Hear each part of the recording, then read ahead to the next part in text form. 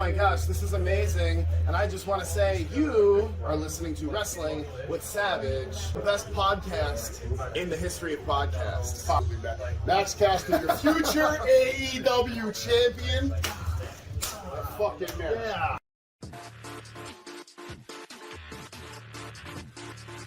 Yeah.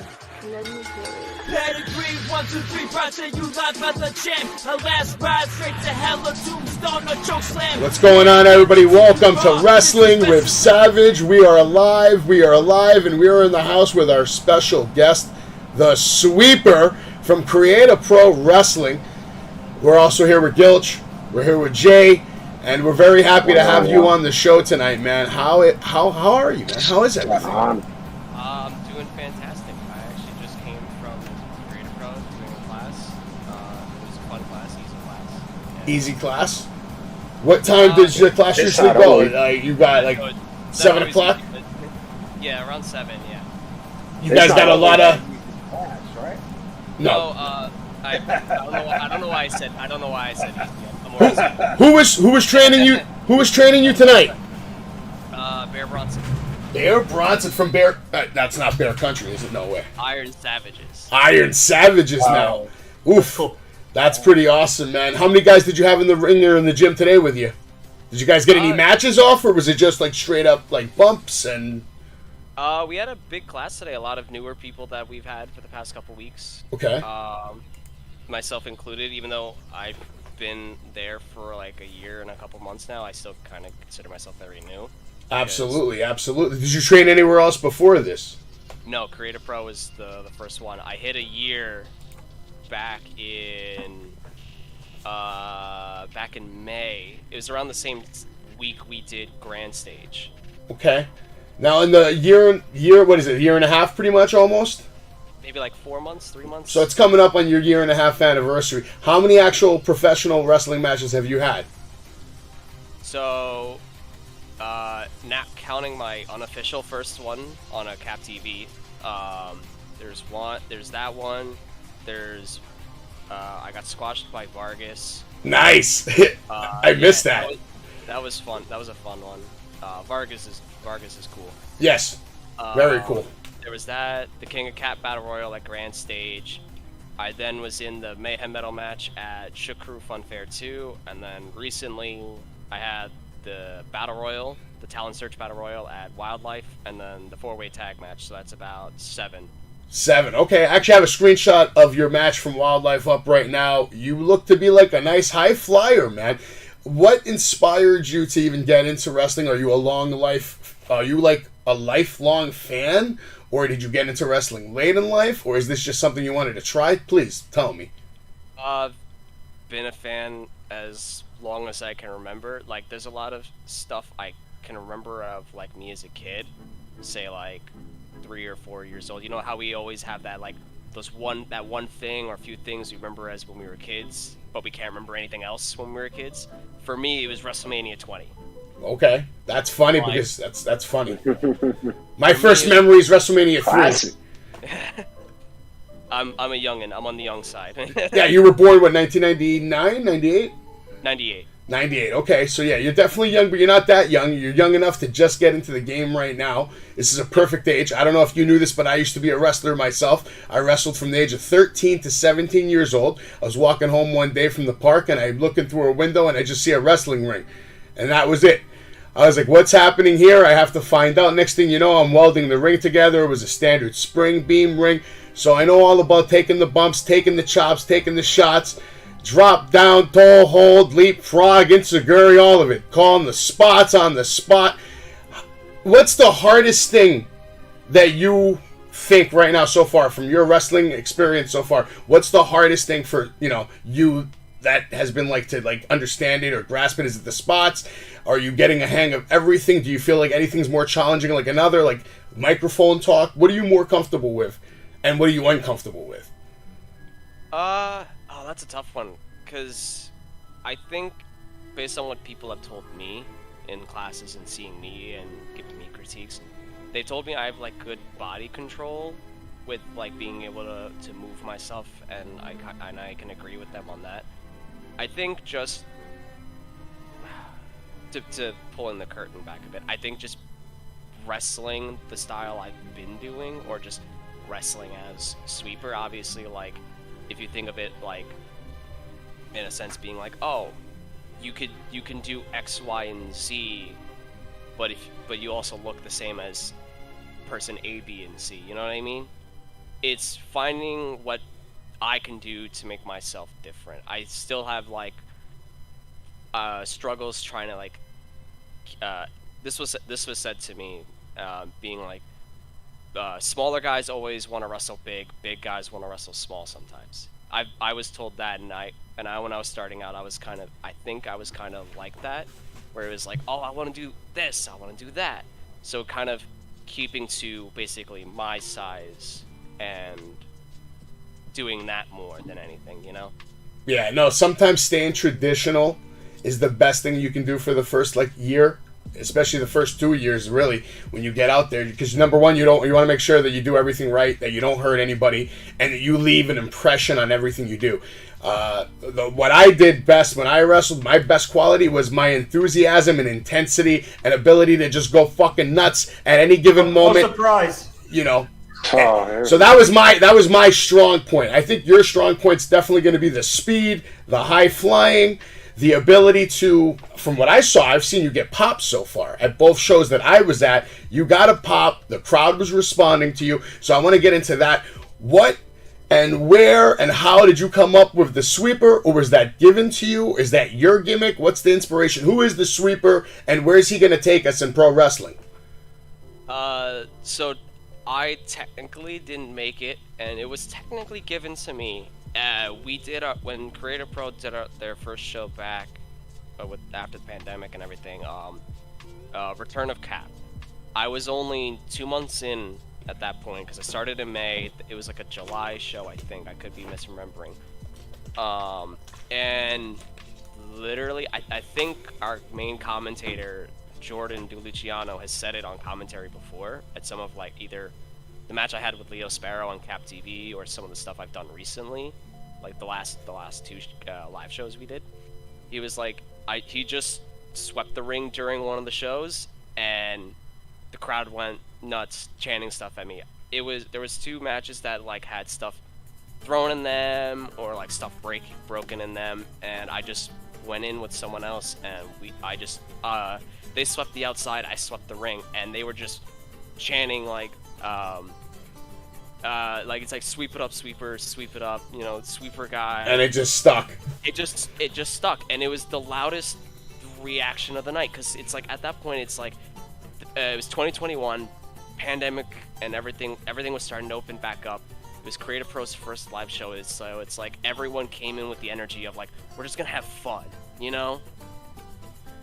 Kind of like how everyone felt alive in when what was that Money in the Bank, when WWE first had fans back? Was it a Money in the Bank? I feel like it was. Yeah, Money in the Bank, I think, was one of the first ones that had fans. Yeah, or maybe Hell in the Cell.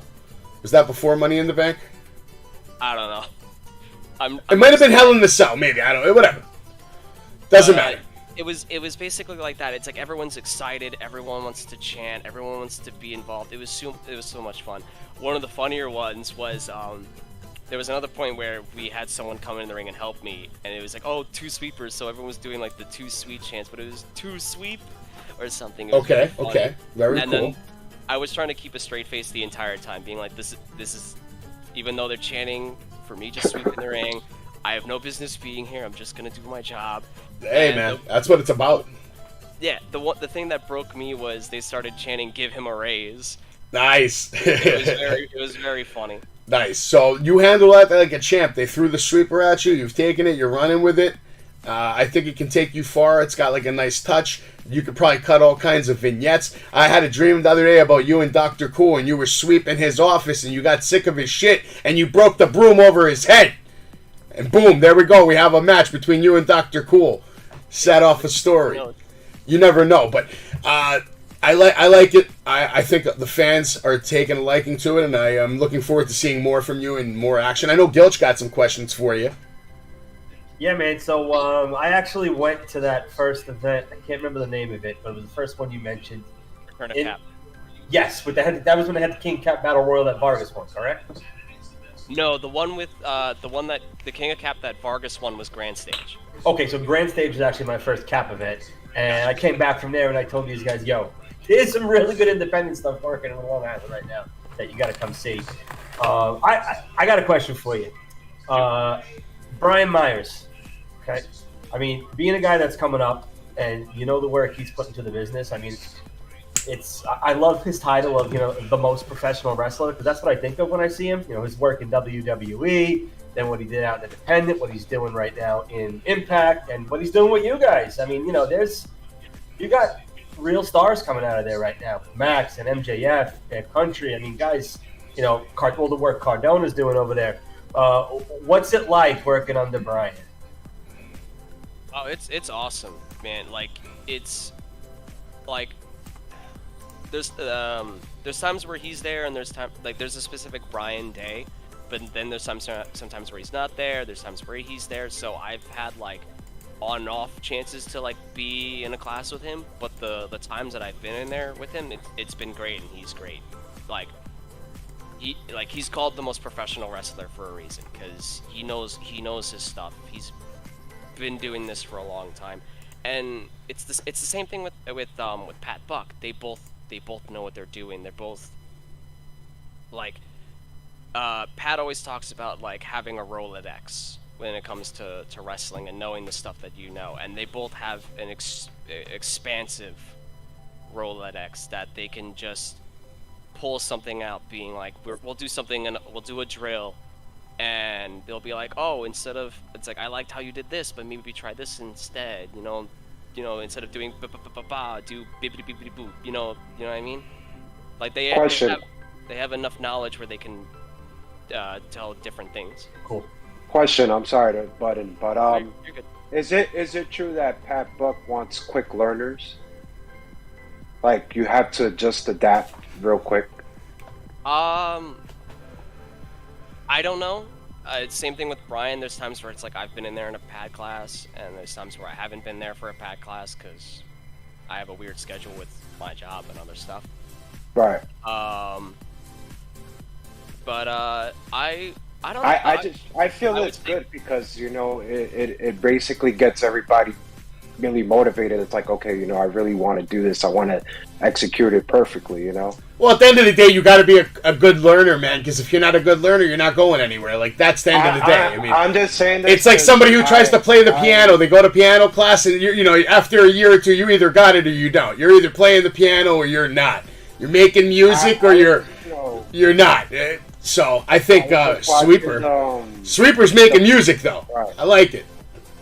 I was watching the 5-year anniversary video back then, back in the days. So that's why I was asking. It seems like he really wants to get like you guys in the door really like quick, and that's great. And I think that's awesome.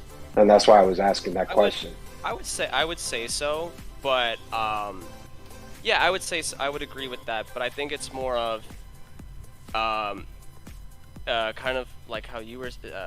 I'm bad with names right now. Nah, it's all good. Being able to be coachable and teachable, that's the stuff they really look for.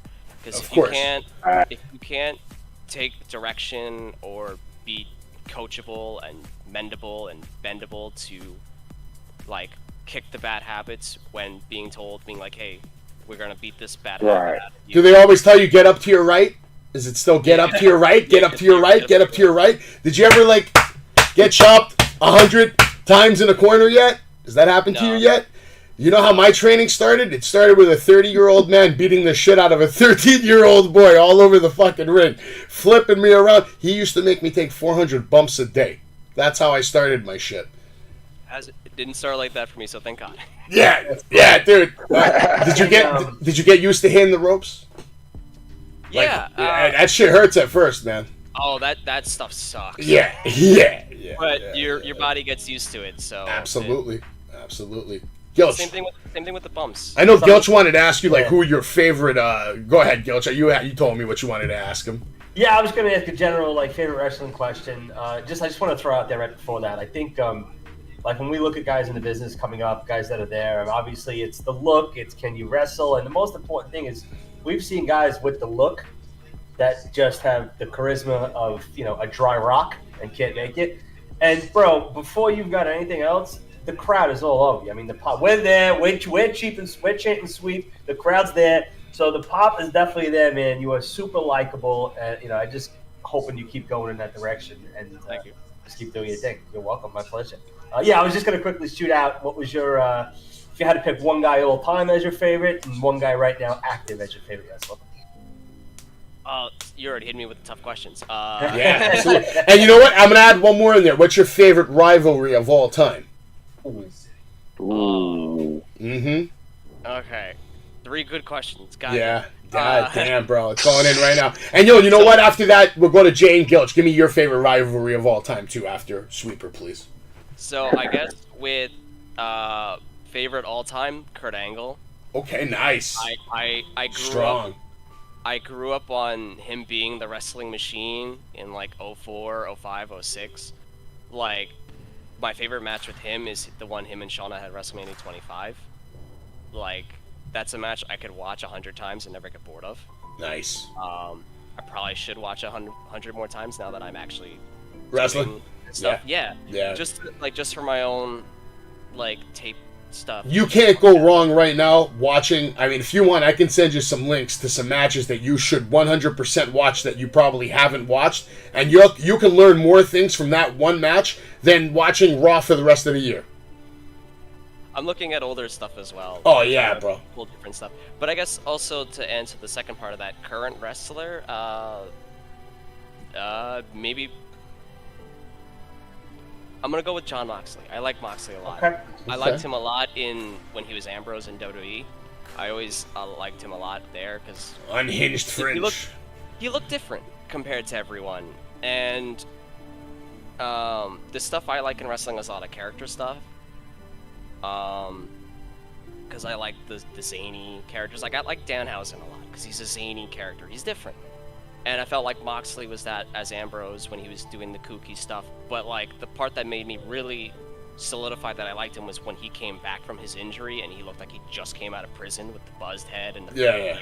I was just like, oh, there's something here, like a primal not a primal like instinct. Like when he came into AEW as Moxley, and music also helps with wrestling.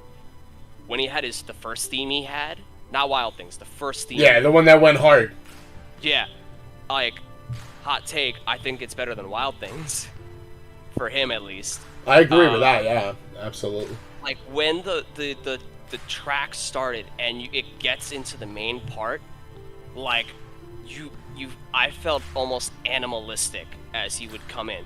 Like as I was saying before we went live, I was driving down the Southern State and that song came on and I was just like, oh, now I have to punch it. I'm going 90 down the Southern State because that song's on. Like just get you going. Something comes out, you know. Okay, so Moxie's that guy that does it for you. And how about your favorite rivalry of all time? I know that's probably the hardest question of all. Yeah, because there's so much in wrestling. I'll give you mine. It's Macho Man and Hulk Hogan, straight off the back. Golden eras. I was a little kid watching this. I loved Hulk Hogan. I loved Macho Man. I didn't even want to see them fight. Like, I was upset when they would fight over Miss Elizabeth. It, bothered me. And it was a long story, because back then they only did 4 pay-per-views a year, and you were stretched out the content. Like, every week you'd get, like, a little tidbit, tiny, and it'd keep going and going and going and going, and you have to wait, like, a whole year for the build-up, and that's for me. What's it for you? Shoot. Maybe...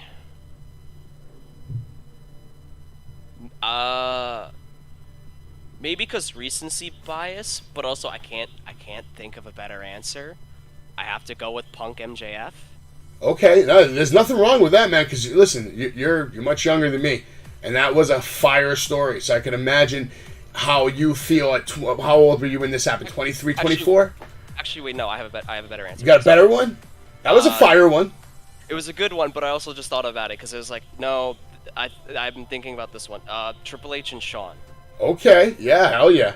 Absolutely. I think that was also a good one. That street fight they had, that first street fight they had was epic. That's when Shawn first came back after many, many years, and they had an epic battle. And then that launched Shawn Michaels' career, and I actually saw him win his world title at Elimination Chamber at Survivor Series a few months after that. That's another good one. I like that one. Jay, what's your favorite? You go ahead.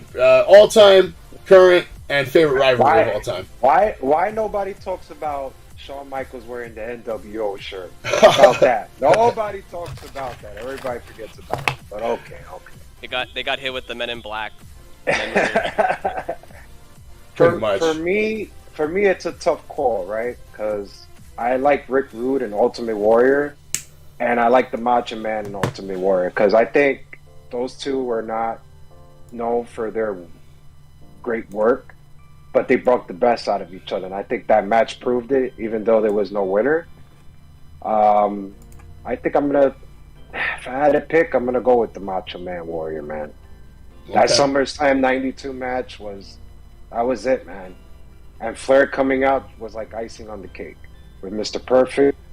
Just remind us, who's your favorite all-time and current right now? Well, The Rock got me into all this, so all-time Rock. That's gonna be strong be answer. Me. And current today? Oh, MJF, without a doubt. Gilch, you now? Give me your three. Current, I'll go MJF. Wow, two MJFs. I'll tell you what, though, Max is a close second right now. I mean, the things that he's doing, and at his age, he is going to continue to blow up. Yes, absolutely. All time, I think I lean different all the time. You know this. I lean between Jericho and The Rock all the time. Rivalry, I'm gonna go Attitude Era. I'm gonna go in general. I'm gonna go DX Nation Prime, and then I'll narrow that down to Rock Triple H Prime. Copy that. My honorable mention rival rise is Vince McMahon and Stone Cold. Their rivalry and their storyline was beyond epic. But my favorite all-time wrestler, obviously Hulk Hogan. I'm a mark for Hogan. I grew up with ripping shirts every day. My mom would beat the fucking shit out of me because every day I would rip a shirt. Every day. For like a year. And she had to beat that habit out of me. And eventually she did. I stopped ripping shirts and she started saving a lot of money and things got better, you know what I mean? Started using that money to buy me video games and shit. So that was good. But favorite wrestler of all time? I'd have to say it's got to be Hulk Hogan as usual, like I said, yeah. And the current is either Seth Rollins or MJF.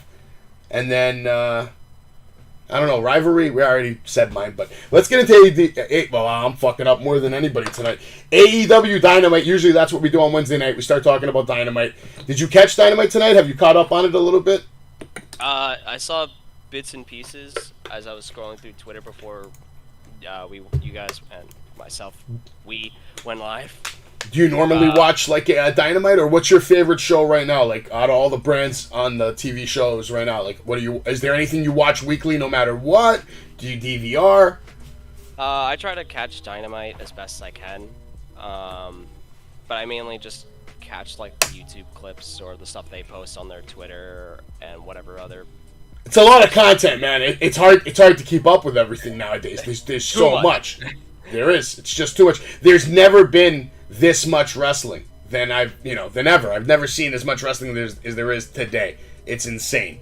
There's so many different places promotions and places like all the independents right now are popping like crazy. Like there's so many different places you can do, like independent people can go. Plus like, because there's WWE, there's AEW, the Impact is still important in my opinion. New Japan, there's a whole bunch of different stuff. Dude, once you make your name, even just a little bit, and you get out there, you can make a hell of a career out of the indies, man. Especially if you start getting fans all over the country. You have your whole schedule booked. Your whole life for the next 5-10 years is going to be a giant vacation, road trips, wrestling, and probably a lot of fun along the way. Hopefully not too much fun if you're smart. Save your money. Save your money. And a lot of sweeping. Don't forget about it. Absolutely. A lot of sweeping, man. Don't forget the broom along the way. No, not at all. I feel like, I've mentioned this before to my friends, I feel like AEW, the freedom they give their wrestlers to go out and go do the indie stuff, go do meet and greets without, Big Brother watching over you. I feel like that's helped blow up the indie scene because you'll have guys watch AEW and they'll be like, oh, wait a minute, this guy I just saw on national TV is now fighting at my Knights of Columbus next week. And I feel like the indie events are getting packed more so, and it's just great for wrestling. It is great for wrestling. AEW tonight opens up in Lancaster, Philadelphia. Angela Parker says, AEW Galaxy, appreciate us. Philadelphia is the city of losers. You guys are not used to celebrating championships.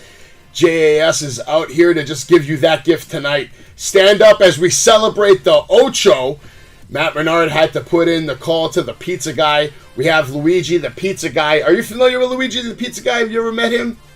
I haven't met him, but I saw the clips of him on Twitter like a week or two before he showed up and Ethan Page like kicked him in the face.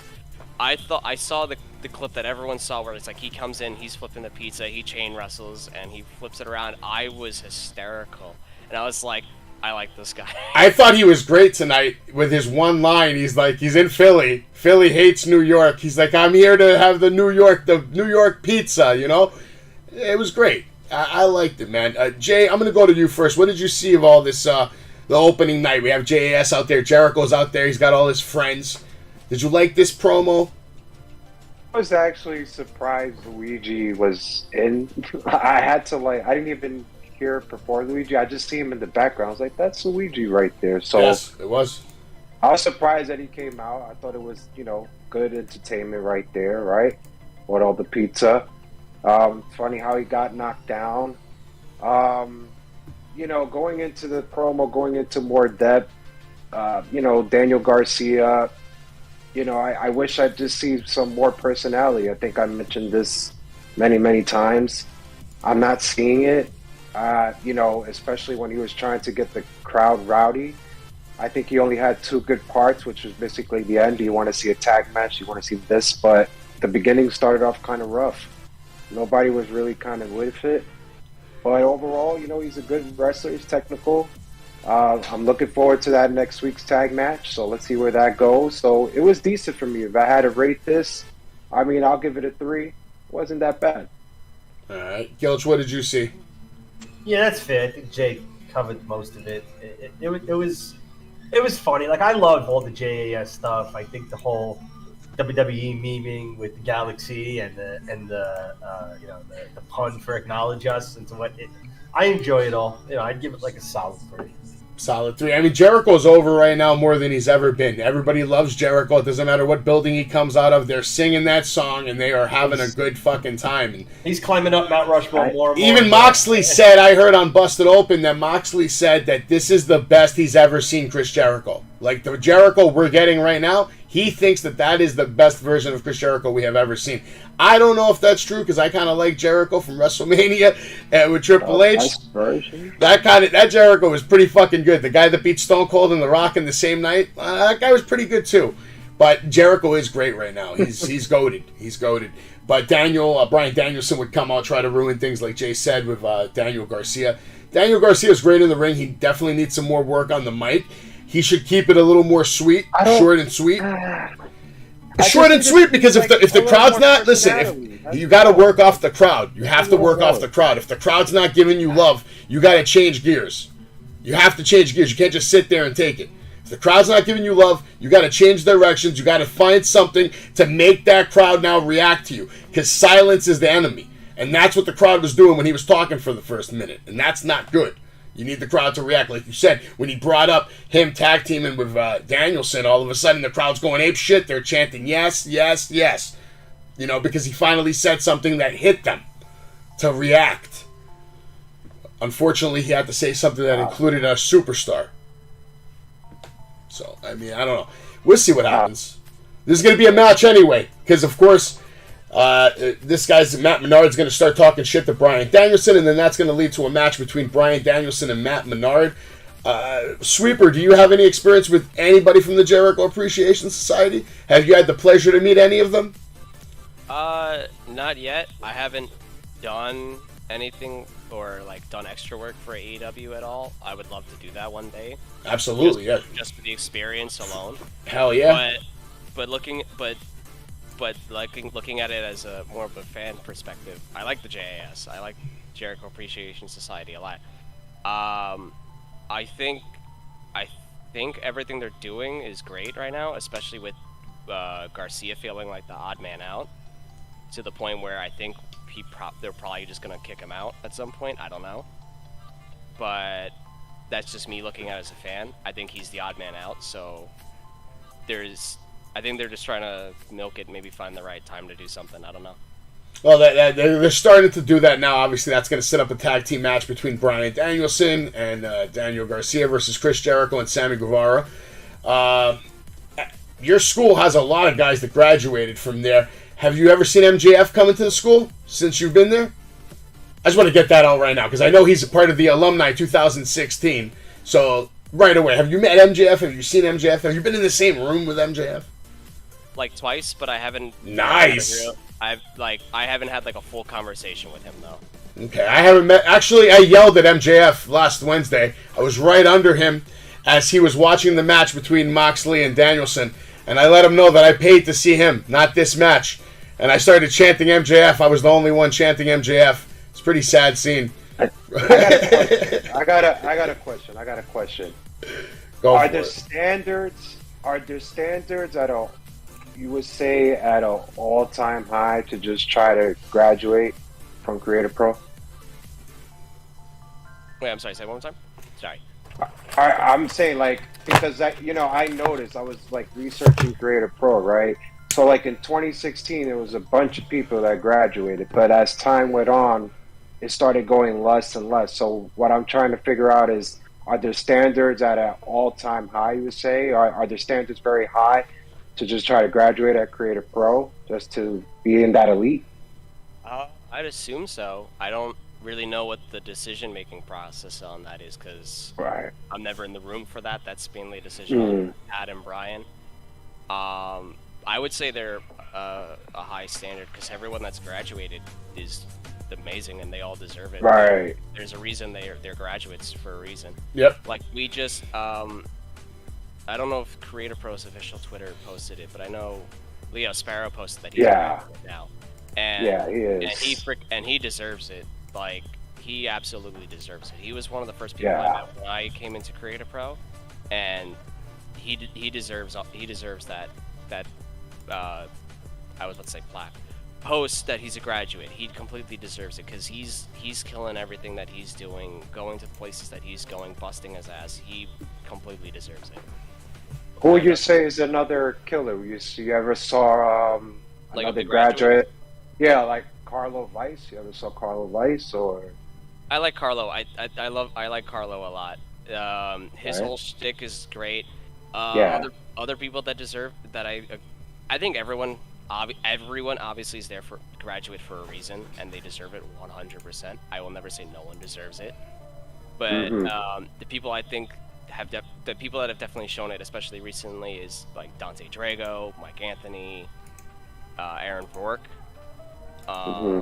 Leo. I already mentioned, but like everyone that's gotten the graduate like post or just that they've been made a graduate, all of them deserve it. Yeah, even Gilp's favorite tag team, even Steven. Even Steven's just graduated. Yeah, they're great too. Best in the world. We've been telling this guy he's got to come to a Creative Pro show. Eventually, we're going to get him over there one of these days. I'm there for every show they do from now on. I promise you that. I'm having a good time with all those shows. At that last one we just went to, they put some match on with Iron Savages, Van Bronson. Yeah, match was really good. That was great. That one was great. Who's like your favorite sparring partner right now in the gym? Do you have anybody that you really enjoy working with specifically, out of the other students? I would say maybe Dr. Cool, because me and Dr. Cool had a practice match that was a lot of fun. That's awesome. Do they let you get a lot of practice matches in, or is it like a tight regimen when you train? I'm guessing you do 2 days a week? 3 days? I try to go 3 days a week. 3 days, okay. Best I can. It's Tuesday, Wednesday, Thursday, right? Yeah. They hit you with a 3 day straight and then let your body rest for 4 days. That's a good move. Well, I work, so it's not that much resting. Well, at least now, at least you're not taking bumps at work, I hope. No. Okay, good. Well, not yet. Soon. That's the plan. Because that would suck doing that on hard tile floors. Yes. Yes. Don't be like those TikTok videos. Don't be that guy. Yeah, no, never. Yeah, like sometimes in class, there's been a few times we haven't done it a lot recently because we have a lot of newer people and we're trying to get the newer guys and newer girls that we have up to a point where it's like, okay, we feel comfortable letting you guys do this, doing that. I think maybe once they're at a certain point, maybe we get a good mixed balance of like experienced guys and newer people there. So maybe at some point we'll do more practice matches. I haven't done one in a while. I would love to try and do another one just so I can think of more and practice more sweeper stuff, just to have it in my back pockets, being like, okay, I know I can do this here, I can do that here. But I'm trying to always get practice. Like, we have an open ring after some days on class, and I try to be the last one out, always practicing stuff, thinking of stuff, trying to get as much ring time. Yeah, It's awesome. Good for you, man. now you definitely need the ring time because that's the only way you can practice. Real practice. You got to be in there doing everything, taking the bumps, taking the rolls, and just getting the feel of the ring. The Creative Pro ring is, what is it? 16 by 16, 18 by. I think it's 18 by 18. 18 by 18. Is that the biggest ring you've been in, or have you been in a bigger ring than that? That's probably the biggest one I've been in so far. And that's a beam ring. I'm guessing 13 beam ring. I don't know off the top of my head. Okay. I've only taken apart that thing once, and that was for like the last show we did. So I wasn't really counting beams. It's a pain in the ass if you're by yourself. I used to have to put that thing together by myself sometimes. Pain in the ass. Pain in the ass. How did you get the freaking posts up then? Well, the posts were already up. I always just had to take apart the board and then redo the plates for the, just to make sure everything was tight, then put over the mat, and, all that crap. It still takes a minute. And then sometimes I used to do welding. The guy would let me do a lot of things that he shouldn't have let me do, that's for sure. He'd let me burn things. It was great. It was great. A good time. I used to be able to go in there after school at 3 o'clock, and then he would leave sometimes and wouldn't come back, and it was just the students there. And we would do whatever the fuck we want. It was fan-fucking-tastic. So we used to have our own shows, our own matches. It's like a kid's dream come true, man. So I can imagine for you it's a tougher situation because you probably have these days where you wake up and you want to wrestle. And you probably can't because there's no fucking ring. Yeah, that's why I always try to just, like, even at work, like, I'll find, like, a spot and I'll, like, practice punches on it. Absolutely. Yeah. Did you ever go to, like, any other open gyms just for, like, a workout? I know they charge, some different gyms charge, like, $10, whatever. I mainly just do stuff at home. As Copy best that. I can. I don't blame you. You got to be careful out there. Be careful who you work with. Always. Be careful who you work with. That's my biggest... Because you'll get some of these guys, they want to do this shit and they're not safe.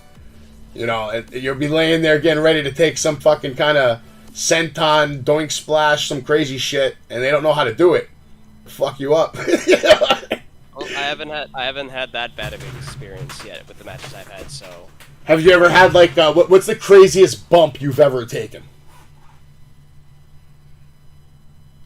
And what's the craziest bump you've ever seen live?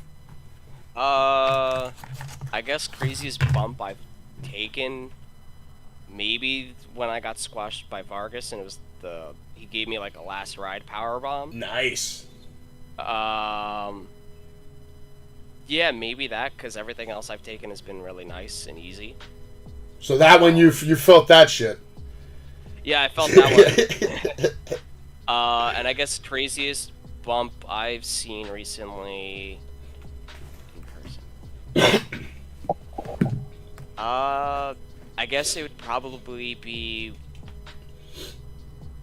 when Bully Ray put VSK through the door at the show we just had. That was pretty cool, man. That was pretty cool. We were there for that. I got a great shot of that. All right, so real quick, let's get back to AEW for a moment. Later tonight, you're going to see Toni Storm versus Serena Deeb. You're going to hear from Soraya. Which one is it? I can't remember, man. I know that I know Britt Baker was talking shit tonight, and then of course we'll get into that later. That was good. Ricky Starks is also going to be in action later tonight in a big fucking squash match that's going to last about 4 seconds. Chris Jericho versus Bandito. That's the main event of the night. We're going to get into that, but right now let's get into Bryan Danielson versus Matt Menard. Bryan Danielson ends up with a psycho knee in the submission label lock, making Menard tap out to pick up the victory in Philadelphia. It was actually a decent match. It started off with, Bryan maintaining control early with the joint manipulation. It was a traditional wrestling match. They had some good shots, some good kicks. it wasn't like the craziest match. Jay, I'll go to you first. What did you see in this match? What are you rating it? First things first, I saw a music botch as the match started, and even commentating looked lost. They didn't even know what to say. That's what I saw first. We all know Bryan Danielson can wrestle, right? My thing is, he just needs the right dance partner, and unfortunately, Danny Magic is not it. I'm not a fan of the chopping spot. I mean, it's okay to do it once, maybe twice, but a little more than that, it's just not doing it for me. And there wasn't really a lot of this match that was going on anyway. A lot of outside, a lot of in, more chops, back to the strikes, back to the kicks, trying to get the crowd involved. Crowd was involved. We all knew who was going to get the W, Danielson. And, just pretty average. I'll go with 2. Like I said, I didn't really see anything special here. I mean, I think he just needs that right dance partner. We usually see technique moves of Bryan Danielson, at least more than one submission. I can't even recall I saw a submission in this match besides the end. So, it's just about that right dance partner, and this wasn't it tonight. Yeah. Sweeper, what are your thoughts on Bryan Danielson and ever since he's come to AEW? Are you happy with his current run, or do you think he deserved more? In my opinion, I felt like the title should have went to him instead of CM Punk, but that's just me. That's just this guy. I've been loving everything Danielson's been doing. I know with some of my friends, the joke between us was like he was trying to just get Wrestler of the Year with the first couple weeks and months he was in.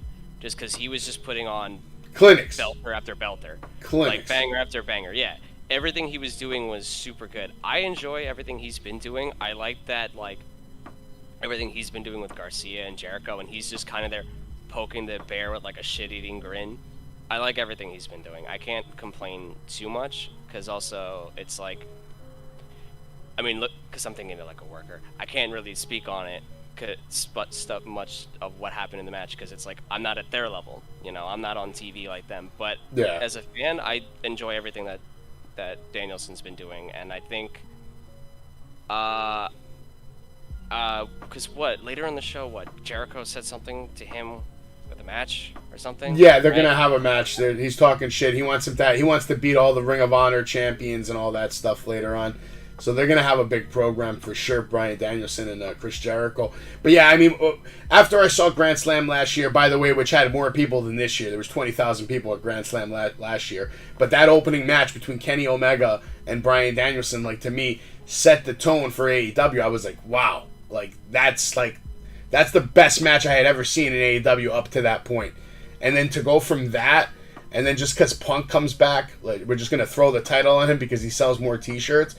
I'd rather see Punk really work for the title and rip it off Bryan Danielson because we never got that dream match in WWE. For me, that's the dream match. Punk and Danielson. But now we're not even, we may never get that now, ever. But, but that's a whole different topic for a whole nother day. Let's not even get into too much Punk and why he's not going to... Fucking asshole. Oh, fuck you. What are your thoughts on CM Punk right now from what happened with that media scrum, actually? Let me get your perspective. I can't really give much of one because I think everyone's really talked about it enough. To the point, right? Yeah, because it. Do you take one specific side over another? Because I get where he's coming from, and I know that the Bucks and Kenny are probably not the easiest people to work with, but there's a certain way you should go about handling business, especially when you have that shoulder on your that title on your shoulder. You know what I mean? That's a big responsibility. Yeah, I can get both sides, but the way I look at it is I just want everyone to have fun. Yeah, no, I agree. That's what makes wrestling awesome is everyone having fun. I agree with that. Honestly. I think I just throw us out there. I think Sweeper, the way we looked at it, I know the way I looked at it was you're taking guys who aren't used to having these quote unquote media sessions afterwards. It's and you're putting them in there with guys who are quote unquote media. We'll look at ourselves like bloggers and people like that are looking to kind of stir up shit. And I felt like Punk kind of stepped in it. I felt like he was led in that direction. He stepped in it.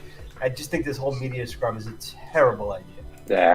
I don't think it's a good idea to let random fans ask questions to wrestlers after they wrestle a hard match and they're tired.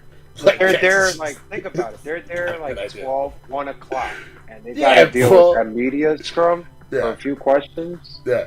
Come on, man. From fans, not even from like reporters or Fox News or NBC or whatever the fuck. It's the whole UFC concept. This has got UFC written all over it. So I don't know. Let me ask you one other question. Did it offend you when Tony Khan called AEW combat sports? Like, did you think that was okay? Did you even hear that? When did he do that? What show was this, Gilch? It was the Dynamite, right? He said they were the best in combat sports. And I couldn't believe he even said that shit. Yeah. I mean, to be honest, I don't want to put my foot in my mouth. Yeah. And comment too much. I don't blame you. Yeah, I don't know. It's a weird situation, and I just hope it gets resolved in a way that it makes everyone happy to a degree. I know it's probably not going to make a result's probably not going to make anyone happy. Does anybody ever ask you dumb questions like, do you want to be a sports entertainer or do you want to be a wrestler? Friends have. Yeah. Yeah, they busted my balls being like, "Oh, are you a sports entertainer or wrestler?" I'm just like, I'm just being me. Okay, that's a great answer. Gilch, I'll just go to you real quick. What did you think of the match between Bryan Danielson and Matt Menard? Would you rate it? I hate doing this. I hate agreeing with Jay more than one time in the night, but he makes a good point as far as Danielson's dance partner. Okay. And like Sweeper said, I mean, the bangers that he put on when he came over. So I rate this, and I critique Danielson matches with a much higher expectation than I do on an average match. Match was okay. I give it 2 stars because Danielson did his thing. Didn't see no botches. But like I said, when that guy walks to the ring, my bar's here. And if it's his dance partner that brings it down a bit, that sucks. But a little let down. Yeah, it's not the greatest match. It was okay, whatever. It was unexpected. It seemed like it was an impromptu match. Next, we're going to get a hype video package for Moxley versus Juice Robinson, which I was actually looking forward to that match because I think Juice is a great performer from New Japan. He has, he's had some good matches. He's actually beat Moxley twice, so we'll see if he's going to do it again in a little bit. Next, we're going to get a promo from MJF.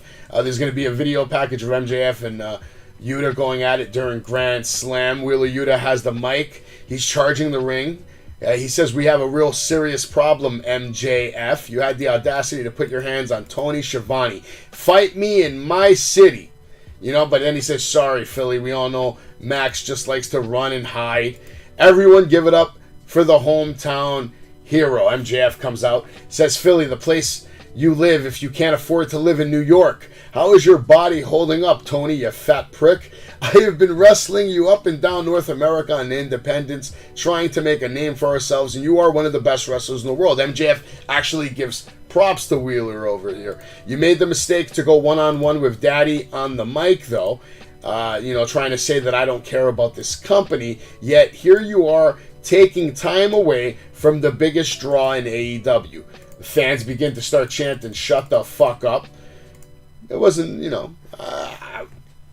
I'm not excited about this program. I know that they're going to put on a good match, but I would have been more satisfied if they actually fought here tonight. It would have made more sense if the match happened already. We have to wait till next week. They are going to have a match. It's going to be a squash match, though, I think, because MJF's going to have all his goons come out and do what they do. What did you think of this promo, Jay?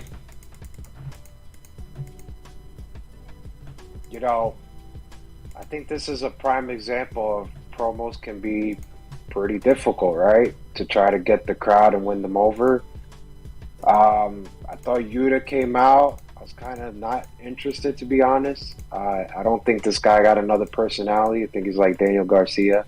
But he comes out, it's his hometown, and he's trying to get the crowd, and wasn't there. I thought he tried to show. He tried to show some intensity tonight. He tried to show some intensity tonight. Hold on, he tried, but hold on. Let's face it. MJF's music kind of saved this, but I don't know what it is. And maybe Sweeper, you could tell me how you handle promos.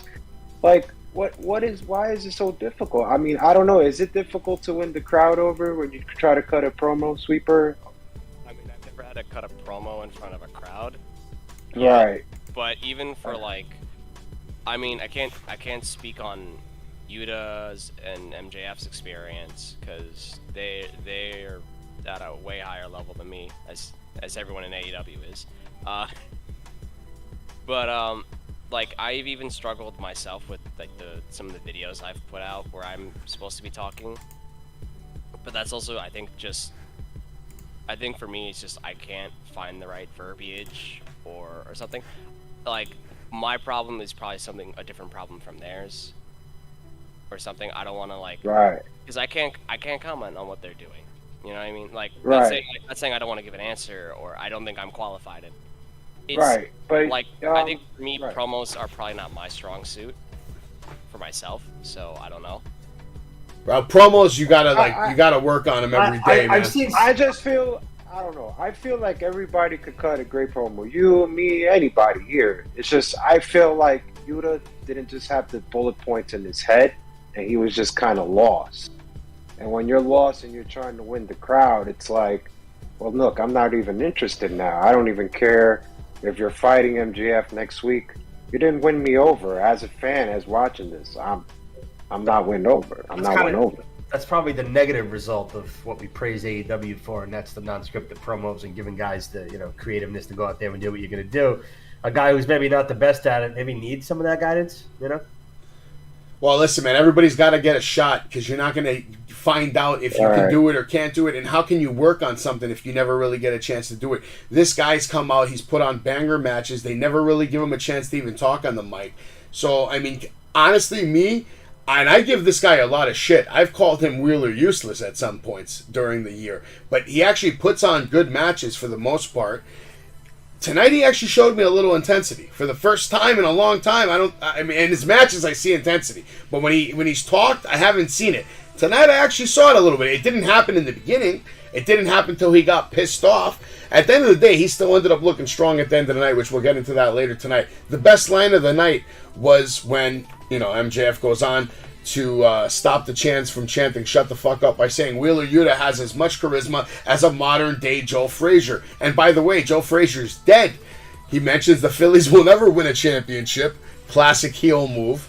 All right, MJF right now is your classic hero. He's basically Ric Flair come back to fucking life, all right? If Ric Flair from the 70s teleported into a body, right now, it's MJF. That's who he is. He is perfect for the role. I don't know how this kid built up the...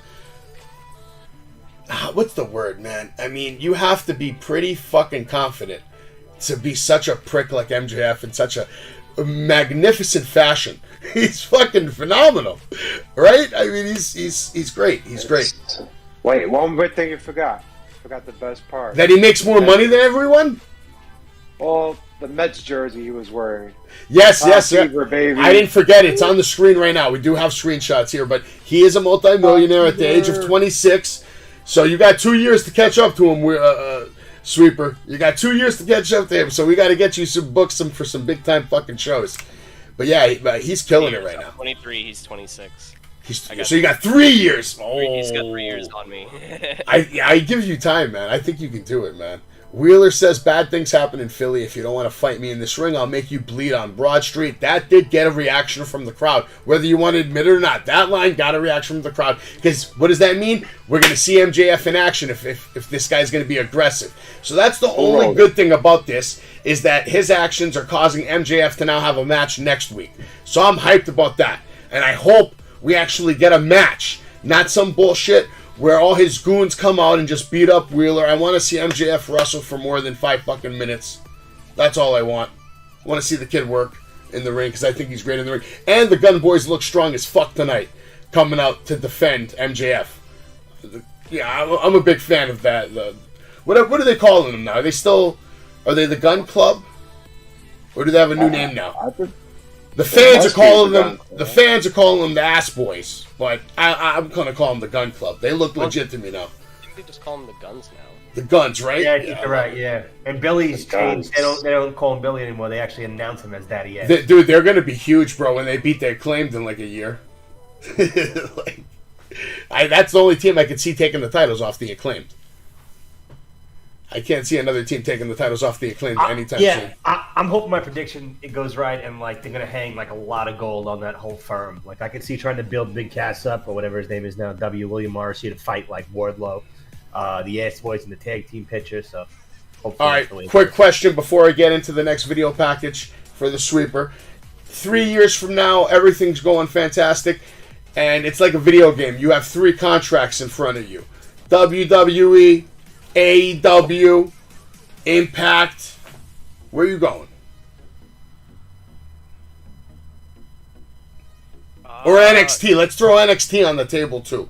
Wait, because I was gonna think that because WWE. Yeah. Uh. Well, if you blow up on social media, you can just get the WWE contract like Logan Paul. I mean, let's be honest. Well, he's also. I think he's a special case to a degree. Well, absolutely. When you have 40 million followers on like 5 platforms, someone's gonna fucking hire you. Yeah. He is good though. He's good. Good entertainer. He's really good. Yes, yes. I was glad that I was shocked with how good he was. I was absolutely stunned by his performance. Incredible for a first timer. Yeah, I thought he was great. But to answer your question, I guess maybe to like put it in order of like 1, 2, 3. Sure. Like 1 being where I'd go, 3 being like, you know, like you're like not saying I don't want to go there, but like, you know, least to greatest, you know. Probably AEW, WWE, Impact. I would say maybe. Okay, I like that list. Put it out into the universe. Put it into the universe, man. That's always a good thing. Sometimes it's good to write things down and then put it in your wallet. That's what Jim Carrey did. He said, "I'm gonna make $10 million making a movie." He put it in his wallet. Like 5 years later, he made Dumb and Dumber or whatever it was, and boom, made $10 million. Much more money after that. We're gonna get a video package from Jay Lethal, Sanjay Dutt. Singh over there. They're warning Darby Allin about his match next week with Jay Lethal. Darby says, without Dutt, without Singh, I'm going to beat him. Jay Lethal says, I got this without you guys. So we're going to have a clean one-on-one match next week between Jay Lethal and Darby Allin. If it's a clean match, I can see Darby coming out on top on that one. Jay Lethal's phenomenal, but Darby, I think, is going to be headed to another level soon. Are you a fan of Darby Allin? Who's your biggest inspiration in AEW right now? I would actually have to say guys like Marco Stunt and Fuego, actually. Okay, Fuego's awesome. Because, like, when I was going to actually try and start training in 2020, and then the pandemic happened, and that basically put a halt on everything. Absolutely. And when 2021 rolled around, I wasn't exactly sure if I still wanted to. But then I saw, with watching AEW, I saw, you know, Marco, Fuego, they were on TV. Darby, because they're about the same size as me, and I'm just like, okay, they're on a big stage, and they're doing exactly what I want to do in terms of wrestling, doing the stuff that we love, and that's what was like, okay, I'm gonna do it. That's awesome, man. How do your parents feel about it? My dad loves it. My mom hates it. That's usually the reaction. Awesome. Like, I think my mom appreciates that I'm doing something I want to do, but I think she's also she sometimes gets scared seeing me take, like, obviously any parent would be like, oh no, my child's getting hurt, you know. Yeah. That kind of stuff. All right, so you are a first generation talent. Yeah. Okay. I like it, man. Creating your own legacy, man. We're going to get the AEW World Championship Eliminator match. Moxley wins. I'm not even going to get too much into the details. It was actually a pretty good match. Juice Robinson, of course, had to be the aggressor. Usually, we always have a bet on how long it's going to take the match before Moxley bleeds. He didn't bleed last week, which I was a big fan of. Had a good match with Danielson. But this week, we're back to blood again. More blood. Just blood. But I think it makes sense with this one. Juice was going hard. I'm sure you caught this match because you're a Moxley fan. So this time we saw Moxley get attacked from the outside, which is usually what he does. So Juice threw it on him. What'd you think of the match? Let's go to you first, since you're a Moxley guy. I was catching some of it as I was driving home, like at red lights. I was like, okay, I'm scrolling through Twitter, trying to see what I can see. And I when they announced it, I was like, oh, I know that's gonna be a good one because they've wrestled before in New Japan and elsewhere before, I think. And they also have, I think it had a better element to it because I think in the past matches they've done, Moxley was technically more heel, Juice was more of the babyface, especially when he was still a babyface in New Japan before he joined Bullet Club and all that. And now it's kind of the inverse. He's the heel now, so it's like, okay, it's a different flavor to their match than we usually see. I thought, from what I saw, I thought it was great. I thought it was fun. That was definitely a good time. I mean, Moxley and him were going blow for blow, trading shots. Seemed like an eternity of just trading shots. And then Moxley was more like the heel in this match with a low blow. Juice comes back, biting Moxley. The ref breaks it up. Big clothesline by Juice Robinson in the corner. Juice with a nice cannonball on Mox into the barricade as we go to break. Mox with a win, with an armbar submission. Juju Katami, if I'm saying it correctly. MJF was looking on with pure disgust. Hangman Adam Page comes out for the face-off with Moxley, and I did like this. I'm a Hangman guy. I love cowboy shit. All right, Jay hates Hangman, but I love Hangman. I think he's a great star, and I felt bad for him when he got dumped on by poor Punk. But, Jay, what'd you see tonight in this match? What are you rating it? Go ahead. Don't reward the instigator. Go ahead. Reward him. Reward him. Bless him. Bless him. Go ahead. Keep going. I think Juice Robinson came out really strong. Like Sweeper says, I was a big fan in New Japan. You know what? I'll go way back. I was a fan of NXT when he was holding those signs, holding foam, plastic, and all that, saving the environment. But I guess everybody forgot about that. But I didn't. That's him? Wait a second. That's that guy? DJ Parker is Juice Robinson. Are you serious? I didn't even know that. That blows my fucking mind. The guy that would come out with Save the Planet, all that Save the Planet shit. He was fucking good, too. Holy shit, yeah, he was great. But we all knew the gimmick wasn't going over, and I felt bad, but whatever. Good for him, though. Strong. He looks strong. He's great. I thought he came out strong. There was two spots I didn't like. I'm going to just point them out. First of all, that table on the outside is really, really low. So I saw when Moxley was throwing Juice basically had to pull over the table to make it look like he just went over the table. If you notice again, they went on the outside and that table is really, really low. I don't know why. I have no idea. And another spot I didn't like was the chair spot. If you notice, the chair was a little far away from Mox, and when we were in picture-to-picture, he actually pulled it underneath so he could actually sit on it. I didn't like that. It wasn't good for me.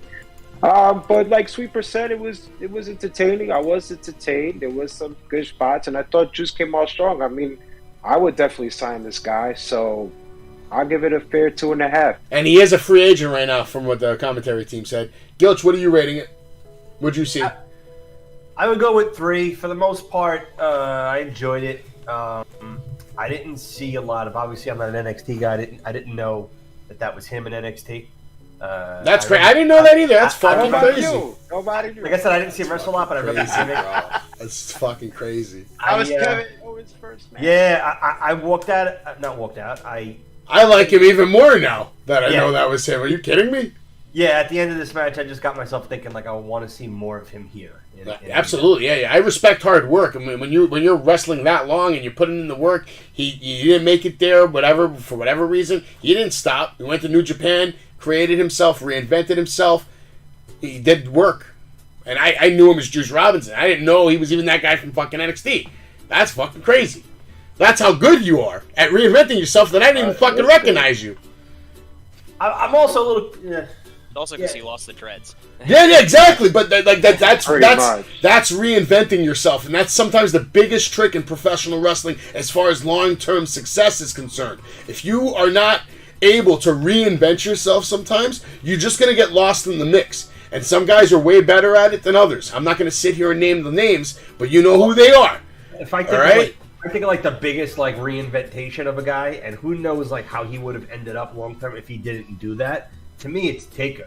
Undertaker, absolutely. American Badass. Right. I mean, there was a little bit of a lull where it was like the character was like a little old, and I think that just ended up, propelling him even further to where he's at. 100% agree, man. I mean, another one is Hunter Hearst Helmsley, who transformed into Triple H, the Game. You know, he's actually my favorite all-time wrestler. Fuck Hogan. Triple H is the fucking man, bro. No one's done more than Triple H. No one's done more than Triple H. Let's be honest. All right, I'm going to ask you a question before the end of the show. I'll give you a little time to think about it, Sweeper. End of the show, I'm just going to want to know, who's your Mount Rushmore? All right? Who's your Mount Rushmore? This dumb question. There's usually 5 names, right? What I do is, for me, the mountain is Vince McMahon. And then the faces that are carved into the mountain are Ric Flair, Hulk Hogan, Stone Cold, and Triple H. That's what I see. But everybody's is different, you know. You can see what you see. I'll have to think about that. Yeah, take your time. All right. I give the match a 3 as well. I liked the match. I thought it was good. It delivered. Juice Robinson ended up looking really strong. Made a hell of a debut on Dynamite.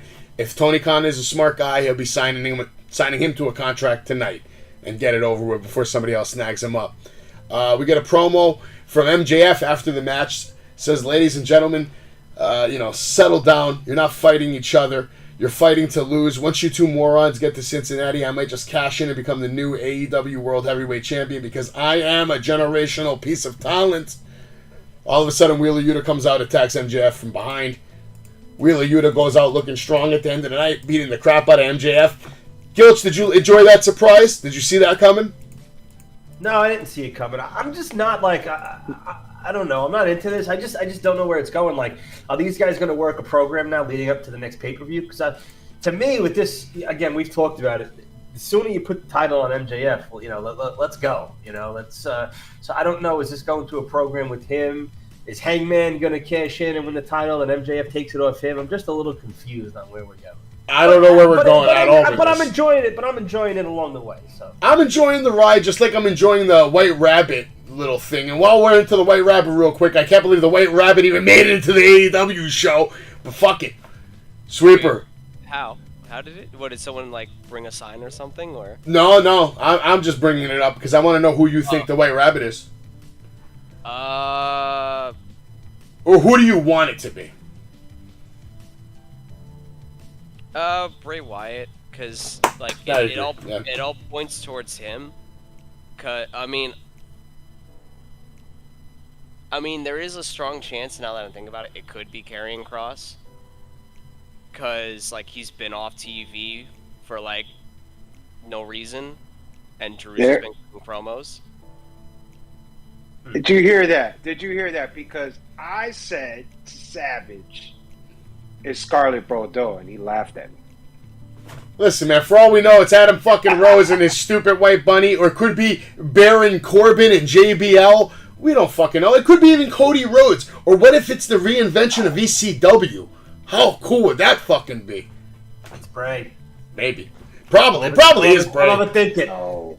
I don't think. I think if it's Cross, it's Bray. If it's Bray, then that'll be cool. I think, and they should just strap the rocket to Bray because he's another one of my favorites. Did you enjoy his Fiend run?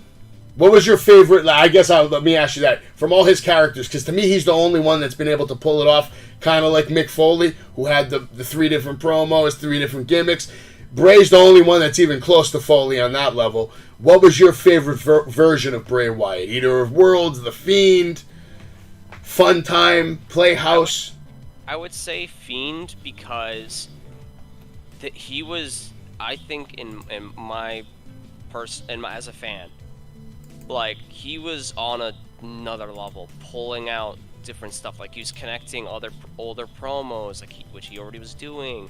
The puppets being different, Huskus being Husky Harris, and all the puppets being other references to other stuff he did, and just I wish it was more to play fantasy. If I was a booker, I would have not had it the fit that when he was the Fiend, they'd call him the Fiend Bray Wyatt. That was the only problem I ever had with him being Fiend, because they were really setting up oh, it's 2 different people, and then it was just oh, the Fiend Bray Wyatt, and I was okay, that's still cool, but in my opinion it would have been better if it was treat it like separate people. Kind of like how you said with the Three Faces of Foley. It was like they're three different people. They're not the same person. Yeah, they didn't say it's Cactus Jack McFoley. It's just each character. Yeah. But we also know it's the same person because that lore is built in. That's also why I like Bray Wyatt. He's a character that comes in with even as Bray Wyatt, and then going in, like doing Husky Harris, doing Bray Wyatt, doing Fiend. He had a lot of lore that they were just letting him be able to pull from. You know? Absolutely.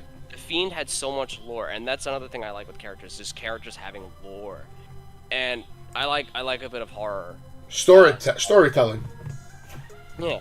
You would have loved Undertaker, man. If you were born in like the early '80s and you grew up on a Taker, you would have been fucking going nuts. I love Taker. Actually. Yeah, of course. I grew up with him on his tail end, but it was like I went back and did my own little research and everything. But I like Taker. I always liked Taker. Yeah, absolutely. You make a good point when you're talking about the horror and the supernatural aspect of it. And in today's era, it's so hard to do something like that and not make it seem corny. And Jesus, man, they pulled it off with Fiend and Alexa and Randy like so well for an adult to actually watch and be like, oh shit, this is entertaining. This is a good horror story. So I was a little upset that all that went by the wayside. And like my brother doesn't watch a lot of wrestling, and I was showing him some Fiend stuff because he's a horror guy like me a little bit. And he was like, and he knew about Bray Wyatt because he loved Bray Wyatt because he thought Bray Wyatt is a great promo, and I think he's a great promo. Oh yeah, without a doubt, one of the best in the biz. Yeah, like if not the best, it's arguable. I think he's one of the best. Absolutely, and I agree. He keeps up with little things in wrestling because he watched it when he was a kid, like me. But then as he got older, he fell out like how most fans usually do. And I've kept him up to date because, especially recently, because now I'm doing it and he's interested and he's looking at stuff. But like he would look. Excuse me, sorry. He would find like some Bray Wyatt. I would show him like the Bray Wyatt and the Fiend stuff, and he's like, "Oh, that's freaking cool." And then I'd find him looking at stuff on his phone of Fiend Bray Wyatt, and I'm like, "Oh, he has someone he likes again! Yay!" Yeah. No, but I liked Fiend in the beginning, and I didn't like the way they squashed him. You know, towards the end, I didn't like the way it finished. But I did like the Fiend. I know what they were trying to do with it. Even I know what they were even trying to do with Alexa Bliss, because I was thinking about it earlier today. I'm like, what female has ever been like who's the female version of the Undertaker, right? Is there one? There's never been one. Not even close. I don't think so. Except maybe like Scary Sherry. She's probably the closest thing to the female version of the Undertaker, man. I don't know if you remember Scary Sherry. No, I don't. That's back in the day, man. I think probably like the only other version I could like closer in like current day would probably be like Alexa Bliss. Abaddon. Rosemary. Rosemary? Rosemary. Well, I'm talking about WWE specifically. Rosemary's from, Impact? Yeah. Well, I've seen her yet. I was talking in general, but in WWE, no, there's not really. And I'm saying, like, in WWE's history, we've never seen a female version of Undertaker or anything even remotely to her. But yeah, you're right. Rosemary Impact, she's probably the closest thing worldwide to a female Undertaker right now. Yeah, Undertaker's had a hell of a career. Real quick, we get a video hype package. It's hyping us up for Bandito versus Jericho, which we're going to get into in just a little bit. But first, let's get back into the promo from Saraya, who's making her return. Says she's back. We get welcome back chants. Feels good to be back. I'm back to create change in this division. I am the revolution. Fans chant, this is your house. She says it's hard to talk out here. She is nervous, but AEW is officially my house. She asks to bring all the ladies out. Make some noise for the ladies of AEW who come out. Join Saraya in the ring. Here comes Toni Storm, some other ladies. This is, she goes on to say that Toni Storm's finally being utilized to her full potential, and she is the best champion AEW has seen. I am honored to be in the ring with you, Toni. Of course, Britt Baker has to come out. Well. On her way to the ring, another new shiny toy. We've seen them come and go, but all you are is a catchphrase. Unlike myself, Dr. Britt Baker, DMD. Not sure if you want, to show the face of the women's division. How can you say she's the face of the women's division? I've put my neck on the line. Unlike yours, mine is strong enough to handle it. And then, of course, she says, this is your house. But, you made such a big impact that half the room can't even say your name. Saraya says it's real cute. Well, Dr. Britt Baker, Your name rhymes with shit, which was a pretty hard comeback. That's like, it doesn't get much better than that. That was actually a pretty good comeback. Fans now start chanting shit. Britt hypes up Serena Deeb. Saraya says, I have talked to Tony Khan in the back, and it's good to have a boss who listens. Shots fired to Vince. And we're making this a lumberjack match right now. She also joined commentary before the match between Toni Storm versus Serena Deeb. Toni Storm would go on to win with Avalanche Pile Driver. The match was actually really good. Very athletic. I didn't see too many mistakes. Serena Deeb is a really good female wrestler. One of the best I've seen in a long time. She knows her shit. She knows her holds. And she knows how to put a girl over. And that's what she did for Toni Storm. Gilch, I'll go to you first. What'd you think on this match? And, of course, the promo from Saraya. I don't want to skip that. Promo was good. Not great. Good. Britt kind of came and saved the promo, like she always does. It's hard not to give a minimum of 4 stars to any promo that Britt's in, so I'll leave that there. I did not catch the match. I had No worries. Improvising fast forward to catch up. Those damn Mets, they can't just leave me alone and clinch the division already. So yeah, I'll pass it along. But the promo I thought was good. All right, Jay, what'd you see in this match? Because I know you definitely had all eyes on this. I'm not going to get into the match. I'm going to go to the promo first, if you don't mind. Sure. Disappointed. Why? I waited 3 years. 3 long years to finally see Saraya or Saraya come back, whatever it is, because I'm just like Britt. I'm like one of those fans, too. I waited 3 long years for her to just say, hey, I'm back, this is my house, and I'm going to kick some ass. And I heard the first half, but the second half and how everything went down makes me realize that she is not medically clear to wrestle in AEW. That's what I saw out of this promo. It's crushed my heart into pieces. You could tell by the way she brung out the ladies. First of all, I didn't know the AEW women's locker room consists of 4 or 5 women coming out. I didn't know that was the entire AEW women's roster. I hope not. I hope not. That's another day. That's another topic right there. Okay, they all come out, and you could tell she's not going to wrestle. She was coming in, introducing, saying, Toni Storm is this. She's the greatest wrestler. Blah blah blah blah blah. You already know nothing's going to happen. I thought there was some awkwardness. When Britt came out and she did what she said, I thought the neckline was heavy. That was a really great line. But there was some awkwardness, right? First of all, it is now known as a fact you cannot say shit in AEW on TBS. So you cannot say the word shit. So as soon as the shit happened and Saraya says it, you could tell that Britt made no eye contact to Saraya right after that. If you notice, the entire promo was just focused on the other women there. What was it, Athena or someone else?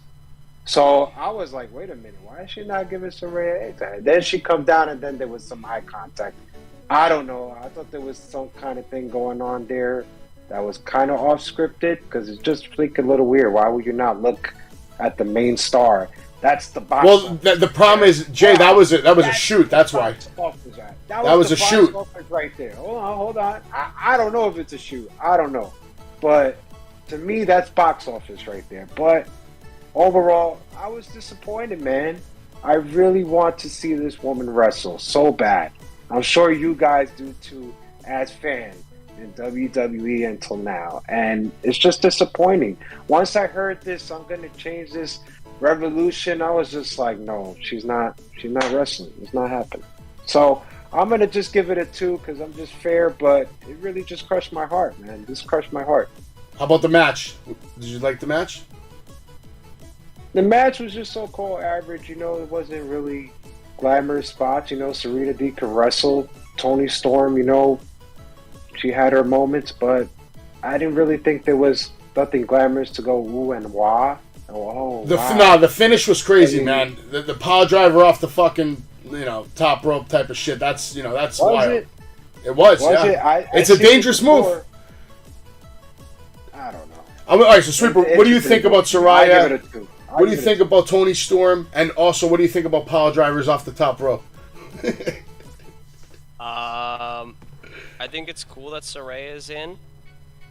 I really like Saraya. Hopefully she can do more than just cutting promos. So, like, but I want it to obviously be cleared by like the best of the best, because yep. It's sad, so sad. Like, if you can get cleared by the same people that cleared Danielson, then it's like, okay, cool. But if she's mainly for now gonna be cutting promos, I'd rather, as a fan looking at it, I'd rather she put other people over, because it's like we know who the top people for the women's division in AEW is, and we also know who's coming up. Like I like a lot of the people in the women's division for AEW. There's a lot. Who's your top 5 in the women's division? Jade Cargill, she's great. From all the stuff she's been doing. Athena, I've always dug Athena, especially in WWE. Chris Statlander, because she's freaking amazing. Creative Pro, right? She's also Creative Pro, yeah. But just in general, she's awesome. She is awesome. 2018 graduate. I'm a Jamie hater. I love Jamie hater. Jamie's awesome. Yeah. But I guess for top 5, what did I say? What did I say already? Jade Cargill, Athena. Chris Statlander, right? Chris Statlander. I guess to round out the 2, probably Britt Baker and Tony Storm. I think they're all awesome. You think Thunder Rose is up there? Yeah, definitely. I wouldn't see why not. Like, everyone in there, because I'm gonna sound like a broken record, everyone that's there deserves to be there. I'm not gonna point at someone and be like, no, you shouldn't, because A, I'm not in a position where I should be saying that. Yeah. That's just gonna be me as a young kid and stupid kid putting my own foot in my mouth. Like, there's no point in me doing that. Yeah. Because they all have more experience than me, so I can't say anything bad. I can, though. Thunder Rose is fantastic in the ring. She's one of the best female wrestlers I've ever seen in my life, but she needs to really rethink how she's going to cut a promo. She needs to either keep it short and sweet or just kick ass in the ring and maybe have a manager. Because sometimes she can cut a promo, and then other times it's like, bad. I feel like her work in the ring is too good for it to be compromised by a bad promo. She shouldn't be judged by her promo when her work in the ring is like pretty much on point with any other female wrestler that you can talk about. I just think Saraya, it's just hard to put people over on the sidelines. It's not. It's just a different time, I think. Saraya is going to have a match in AEW, and it's leading with Britt Baker. They threw the signs tonight. It's not that she's not cleared. I think she's not comfortable yet. She's just not. I don't think it's that. I think she's not comfortable yet. She just got there. She probably wants to introduce herself, get to know the locker room, maybe have a couple of matches, warm up into things. She's not just going to just come out shooting like a rocket yet. She's going to ease her way into it. She has been off for 3 years, and honestly, I think that's the smarter move. Look what happened. Look what happened. Look what happened when you put the rocket on CM Punk. Look what happened. Listen, look what happened. Gonna happen because guess what? Don't make the same mistake with Saraya. Nothing's gonna happen because guess what? Britt got a broken nose. Britt's always got a broken nose. That's like her fucking staple once a year. She's got a blade on TV. Anyway. Oh my god. Anyway, real quick, we're gonna get a promo from the Acclaimed. There's a screenshot of Tony Storm getting the win. Saraya looking on with approval. Here's the Acclaimed right now. Acclaimed say they will defend their titles on Rampage. And next Wednesday is National Scissoring Day, so bring your signs, bring your shirts. Sweeper, I'm going to go to you first because you probably have a lot of experience with Max Caster. So 2 questions. Do you love the Acclaimed? And what's your best Max Caster story? So I don't know Max Caster as well as probably some other people in Creative Pro do. It's kind of, he graduated in what, 2018? 16. 16. He's 60. Yeah, same class with MJF. Yeah, he's one of the day oneers. But love the Acclaimed. That can do no wrong with them. Max Caster's fantastic. Anthony Bowens is just as fantastic. Absolutely.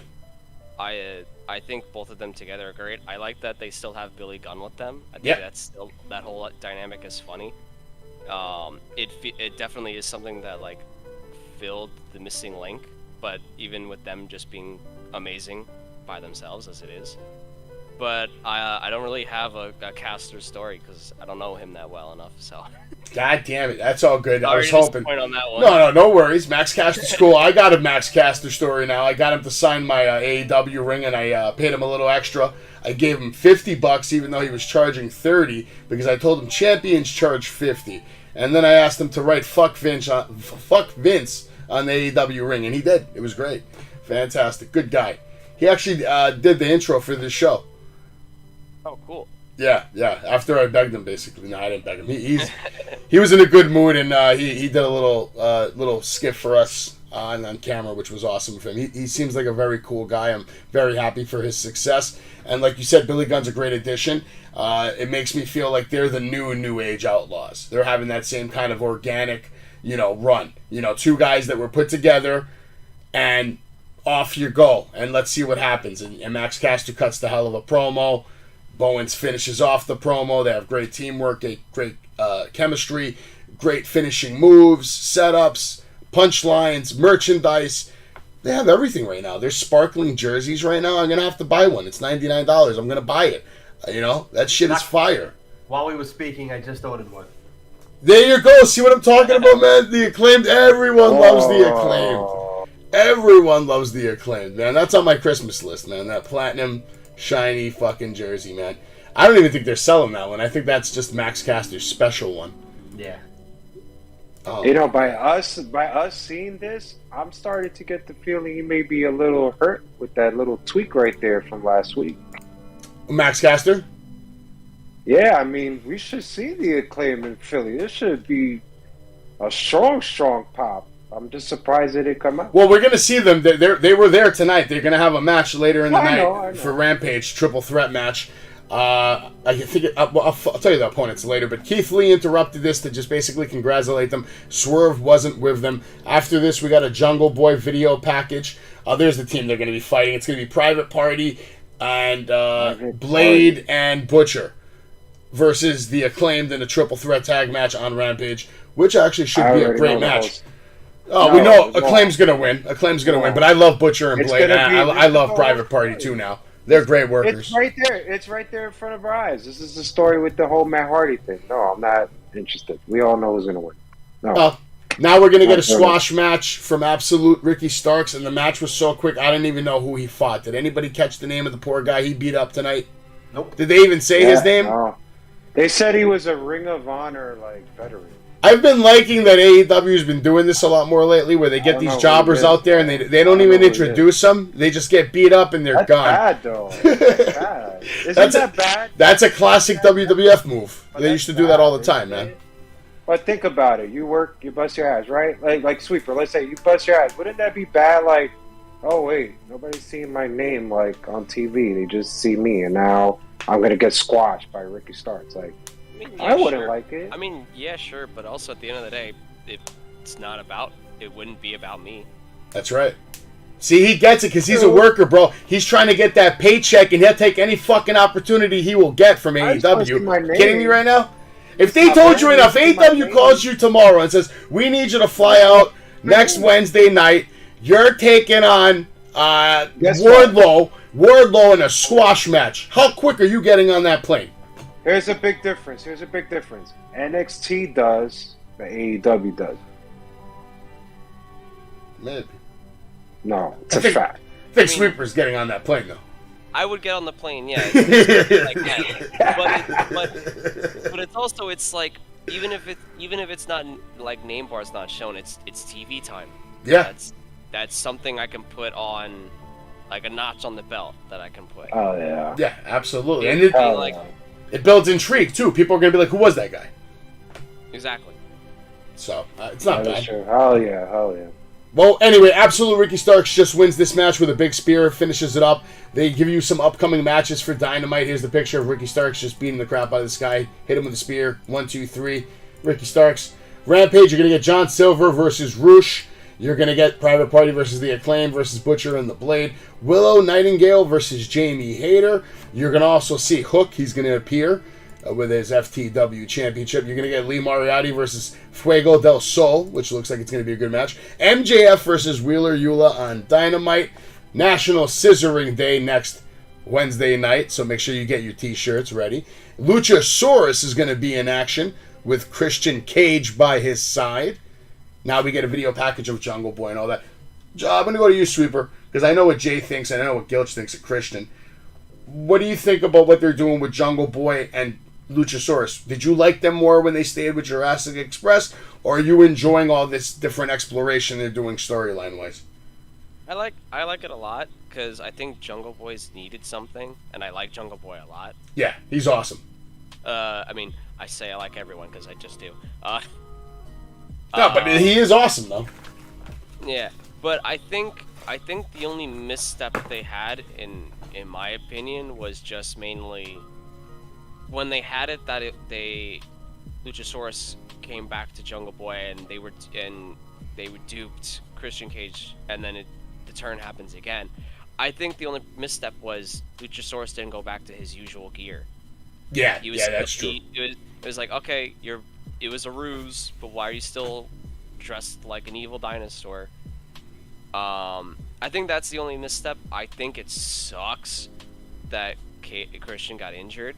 Yes. I would have loved to have seen like the match between the two of them and where it could have gone further. But I think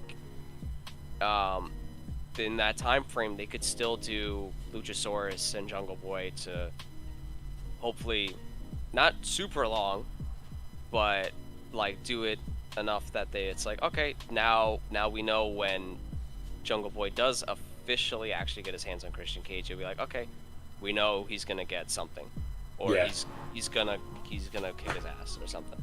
I'm a big fan of the Dark Luchasaurus. I feel like he has a lot of potential in AEW to be like their big guy, their Undertaker, their, just badass. He looks like a fucking badass. I don't know why. I can see the AEW World Heavyweight Championship around his waist while Christian Cage is just cutting Bobby the Brain Heenan promos. Christian Cage has stepped up his game on commentary and mics this year more than... he's always been able to cut a promo, but this year especially, he's cutting the best promos of his career this year, for the most part. So I'm loving it. That's going to be coming up. We're going to get also Darby Allin versus Jay Lethal on Dynamite next week. That should be a phenomenal match. In my opinion, I think that's going to be the match of the night, Jay Lethal versus Darby Allin. They're going to probably steal the fucking show. You're also going to get Daniel Garcia versus Bryan Danielson versus Chris Jericho and Sammy Guevara. And now let's get into the main event real quick. It's going to be Chris Jericho versus Bandito. I have a bunch of notes here, but seeing how long we've been going already, let's just get right into the results. Jericho wins! Ring of Jericho begins now. I'm going to destroy the Ring of Honor legacy. I'm going to beat everyone who ever held the Ring of Jericho title. I challenge Bryan Danielson. I'm going to destroy every Ring of Honor champion, every Ring of Honor fan, every Ring of Honor ring announcer. And then he looks to the ring announcer next to him and just hits him with the Judas effect. Fucked up, but whatever. The match itself was good. Bandito was fantastic. Bandito might have broken his nose. They said he was bleeding through his mask. At the end of the day, Jericho had to cheat to beat him, pulled his mask over his eyes, hit him with the walls of Jericho again, and made him tap out on live TV on Wednesday night. Did you catch this match, Sweeper? I caught clips of it as I was driving. Okay. I've seen some stuff of Bandito. I think he's awesome. I think he's very cool, but not like a full match of his. At some point, I probably should, because I've heard that he's good. He's very good. His frog splash was impressive tonight. I saw that. Very impressive. It was very cool. Yes. I think the stuff that Jericho's doing is amazing, because he always finds a way to reinvent himself and find something new to do, which I think is like his best quality, and why he's one of my favorites. And I think... Because, he said he's going right for Danielson again already, right? Yeah, he's going right after Danielson, yeah. Which is great. That'll be another amazing match, because those two are freaking amazing. Yeah, absolutely. They're going to have another banger. But I was very impressed with Bandito tonight. I think he's got a lot of potential. Hopefully they can get him over to Dynamite some more. he looked awesome to me. He looked like he's a bona fide superstar right now. Jericho did a great job on having some chemistry with him, having some good spots, creative. And Jericho still looking good. I mean, I got a screenshot with him now, going to the top rope like it's nothing. Man's 50-something years old, still going in the ring hard and going against guys half his age who jump higher, who run faster, who hit harder. And he doesn't look like he's lost a fucking step. Gilch, I'm going right to you because I know you're a Jericho guy. I have a feeling Jay's going to shit on this match, so I'm going to save his take for last. So, Gilch, what did you see with this match? I know you watched it. It wasn't the best match, but it's like you said. It's Jericho. It's everything this guy does at this age. That start with being a part of the Bucks and those guys that helped bring names over here to what he's still doing in the ring. And like I said last time, it's every time this guy's on TV, it's just he's climbing further up like my Mount Rushmore, like a lot further up than most people probably have him. He's just, he's getting GOAT status. I mean, it's that incredible what he's doing at his age. I'll let Jay blow this all up. If he keeps this up for a couple more years, man, there's no way he can't be the greatest of all time, man. I mean, just the numbers of years and consistent performing and unfucking real. He's passing Undertaker in a couple of weeks, I think, or years in total. Like, this shit's insane. He's still going. I mean, Ric Flair's still going, but he ain't doing what Jericho's doing. Besides Viagra commercials, Ric Flair is chilling. If you listen to Busted Open, they play his Viagra commercial at least 2 or 3 times during the 3 hours. It's fantastic. It's fantastic. All right, Jay, go ahead. Go ahead. Here it comes. Yeah, man. GOAT status, 50 years old, but when I remember Ring of Honor, I remember athletes as Bryan Danielson, Adam Cole, Samoa Joe, Jay Lethal, the Wolves, Nigel McGuinness. I could go on and on and on and on and on and on and on. Problem we have here is we gave the belt to the wrong person. I get it. We need a big name because we need to at least draw something out of this promotion to get people's eyeballs glued in, right? And we got this TV deal coming up, yada, yada, yada, yada, yada. I think it was the bad move, and I think tonight proved it. Bandino is great, guys. I agree with Sweeper. I agree with Gil. They're great. He's great. He could do these awesome moves. That top rope looked like Spanish Fly Slam. That was the move of the night for me. I thought that was so impressive. I was like, wow. The moonsault fall away slam, Jericho. right? Yeah. That was nasty. Yeah, on Jericho. And I'm like, wow, you actually did that. Wow. And you're bleeding through your mask. And we don't know how severe you are. We don't know if it's busted mouth or a broken nose. They're saying broken nose. So he was very impressive, but the thing is, guys, Jericho can't keep up. And that's just my thing. He lost the speed. I get it. He's a GOAT. I'm not going to shit on this legend. He just can't keep up in the match. And I think Bandino had a little difficult time. Let's talk about the code breaker, how Bandino had a difficult time just coming down. See, I tried to not mention it because I love Jericho, but god damn it, the code breaker didn't connect. But what are you going to do? He's a fucking GOAT. Another one. Here's an easier one. How about when Bandino was trying to do that Hurricanrana from the ring apron to hit him in the outside? That was okay. Right there. That was okay. Could have been worse. It wasn't. Jericho gets a pass. Yo, Sweeper, listen, for me, Jericho gets a pass on every fuck up he does for the rest of his career. It doesn't matter. He's Chris Jericho, man. My whole point is that Ring of Honor, I remember the athletes that I just mentioned. So I have a feeling, I'm predicting right now, I can't even believe that I'm going to say this, and I hope it doesn't happen. I hope I'm wrong right now. But I have a feeling in October 12th, when they do fight, I have a feeling Bryan Danielson is going to win the Ring of Honor Championship. And that's something that I don't want to happen. He should be winning the AEW Championship. But it's a possibility, but we never know where they're going to go with all these different storylines. It's just Ring of Honor matches are supposed to be technical. I'm sorry. If you haven't seen the old Ring of Honor matches, I'm not going to argue with you there. That's what it's about. I'm not going to... Yeah, no. I can't argue with you there, but AEW is not Ring of Honor. AEW is... We're seeing I just saw AEW is WCW, WWE, ECW, Impact, New Japan, all rolled up into a fucking Play-Doh ball, and you don't know what you're gonna get every fucking week. Sometimes it's gold, and sometimes it's not. It didn't do it for me. It didn't do it for me. I give it a 2 because I thought Bandino was impressive, and he's freaking bleeding through his freaking mask. So hey, man, give the guy some props. All right. So I give him props. He tried to pull it off with Jericho. All right, well, we've been on this shit for a while now. I know Sweeper's probably got to either get work done or get some rest because he's got to be taking bumps tomorrow. Are you training tomorrow? It is Thursday. I am actually going to Wrestling Open. Nice. Cool. That'll be fun. Very nice, very nice. So that's going to be a good time. So real quick before we end the show, let me get your Mount Rushmore and then give me your favorite match of all time. So for the Mount Rushmore, I'd have to say Kurt Angle, Triple H, Rock, Eddie Guerrero, and Chris Jericho. Okay. And your favorite match of all time was it's Kurt Angle versus Shawn Michaels. I think you already said that. That is one of my favorite matches, but I think I put that more as like that's my favorite match for like Shawn or Kurt. My favorite match of all time, I would have to say. Oh crap, that's tough. I could say that, but I don't. I want to give a different answer.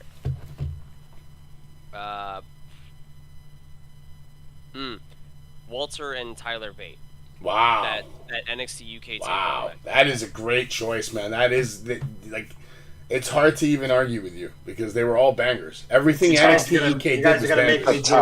You guys gonna make me do some NXT homework, ain't you? NXT UK, man. But if you didn't watch Walter's run or Dragunov's run, I mean, dude, even the matches that in NXT they were doing, Keith Lee versus the guy that went on to WWE. What was his name? The big guy. I forgot his name. He was in that faction with the masks coming out with Massey. Oh, Dominic Dijakovic. There you go, Dominic. The matches Keith Lee and Dominic were doing on NXT were like out of this fucking world, man. WrestleMania worthy. But yeah, there's a lot of matches that people miss out on NXT, man. That's one of my favorite nights of the week is actually NXT. I'm very happy that it's still going and they're doing a phenomenal job. Triple H is running the show. You're in luck if you ever get hired by WWE. Triple H is cool fucking people. I got one question for you. Last question of the night. If you got to pick one guy right now, not Creative Pro, who's the next guy you're going to see out there really making a run at it on TV, who would it be? I think I know who it is, but curious what you got to say. Oh, that's a good question. I have to say it's a toss-up between two. I already know the two. Can I guess? There's a few, sure. VSK and Bryce Donovan. Well, VSK's done stuff in other places. For sure, but I mean, like, I want to see him on Raw, like having a match. Guy is lit. I mean, he technically has, but I also get what you're saying. But I think Bryce for sure. Yeah, that's where I was headed. Yeah, Bryce is awesome. He's fucking I tell you awesome. what, man. You know who else? Who can move and he commands the crowd? I like Vargas a lot too over there.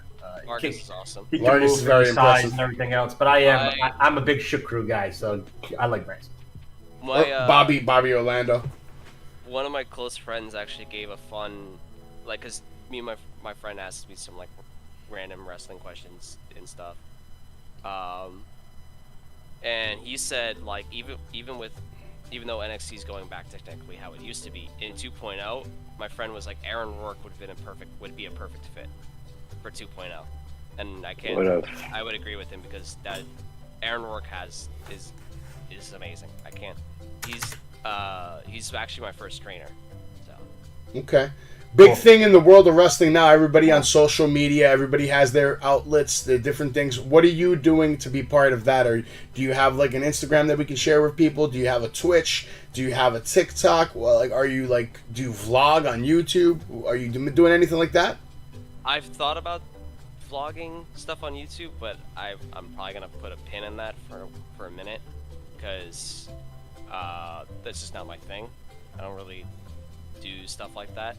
But I do have a Twitter and an Instagram. Both are figure out because I always fuck this up. remembering where the underscore part of it is. That logo that I have up right now that you sent me, is that a logo that you made? Did somebody make that for you? My ex drew that, actually, funny enough. Awesome. So, have you got any t-shirts made yet? Yeah, I have. I actually have a pro wrestling tee store. Nice. That's awesome, dude. But to give my handle, because now I remember it properly, I'm on Twitter and Instagram. Both should be at the _ sweeper guy. Sweeper guy. All right, I love it, man. I love it. But yeah, you might definitely want to start doing vlogs once in a blue, even if it's like once, twice a year. Just something to put the journey. Like maybe instead of vlogging all the time, just take a couple of clips from all your, maybe your training, or maybe if you cut a small little skit with one of your teammates over there, and then once a year, twice a year, edit it, and have like some kind of. You don't even have to upload it, just so you have the footage. I do have some funny skits for like promos. Nice. Done on like my Instagram and very funny. Yes, your Insta stuff is super funny, bro. I like it a lot. Thank you. My best one, my magnum opus so far, has been Sweeper Gets Mail. It's basically the first half of it rips off a scene from Harry Potter. Awesome. Completely based on a spot I did at the metal match, and I think I did that.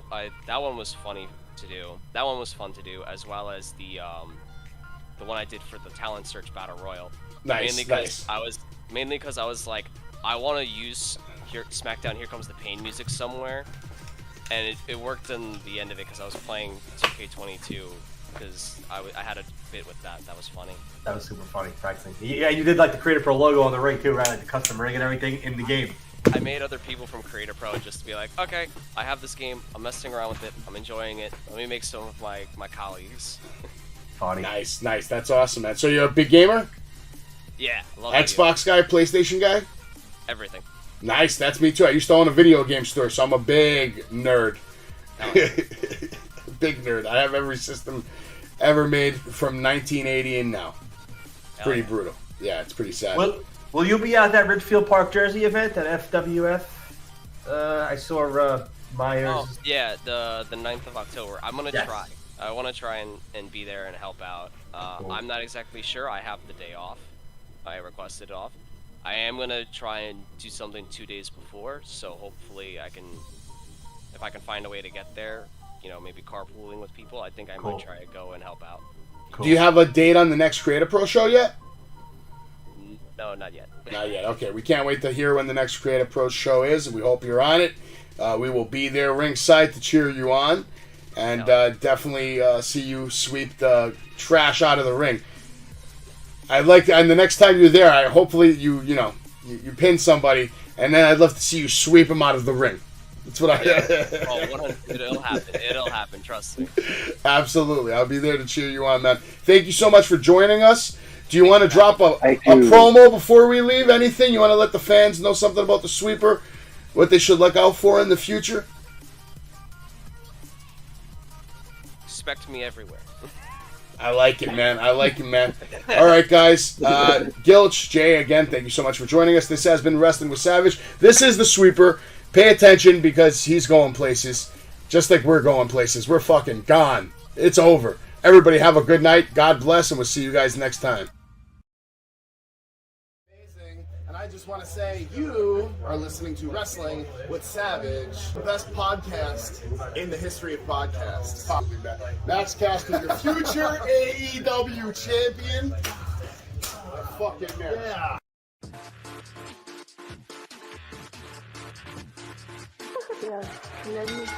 Pedigree, 1, 2, 3, proud say you live as a champ. A last ride straight to hell, a tombstone, a choke slam. Here to give it to you raw. This is Wrestling with Savage. Smackdown, hold the title. This is Wrestling with Savage. What? Wrestling with Savage begins now.